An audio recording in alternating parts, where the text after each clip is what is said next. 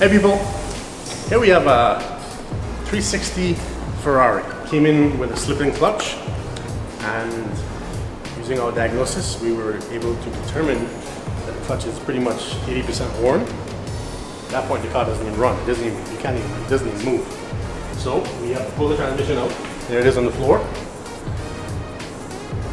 Replace everything. This is a new flywheel, clutch, pressure plate. We have to change the bearing in here. There's a little bearing that goes on here called a release bearing. That's all new also. As you can see, the whole rear of the car has to come apart. It's quite a big job. I mean, a lot of people don't change everything. We change everything, because if you don't change everything, it'll be back within 6 months, maybe a year if you're lucky. Everything has to be replaced.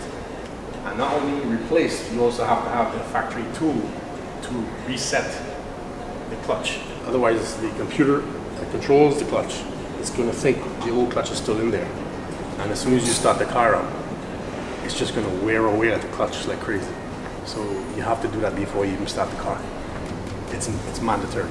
We have so many cars coming here that clutches were done and they didn't use the computer to reset it.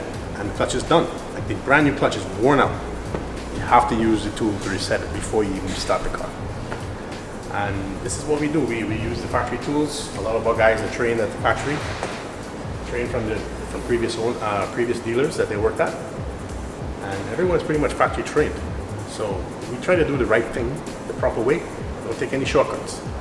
We don't try to use inferior parts or used parts. Everything's brand new from their original manufacturer, and that's how you get it done. If you like this video, there's more like it here.